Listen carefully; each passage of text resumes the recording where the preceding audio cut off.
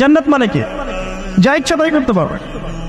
জান্নাত মানে কি? আপনি চাচ্ছেন আল্লাহ আমি এখন একটা খামর চাই, শরাব আপনার সামনে হাজির, চিন্তা করার সাথে সাথে। জান্নাত মানে কি? আল্লাহ আমি আপনাকে দেখতে চাই, আল্লাহকে আপনি দেখতে পারবেন। জান্নাত মানে কি? আপনি মধুর নহর, দুধের নহর, পানির নহর, শরাবের নহর, হুরে নিন চতুর্দিকে ঘোরাফেরা করছে। একজন নিম্নমানের জান্নাতি, মানে সবচেয়ে শেষের দিকে যারা জান্নাতে যাবে, তাদের সাথেই দুজন করে হুরে নিন।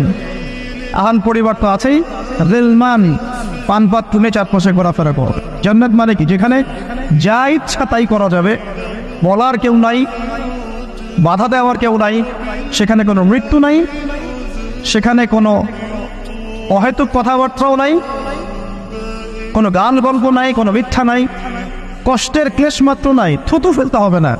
জান্নাত মানে থুতু ফেলতে হবে না। জান্নাত মানে হাঁচি হবে না, নাক ঝাড়তে হবে না। জান্নাত মানে ইস্তেঞ্জা, পেশাব পায়খানা করার টেনশন নাই।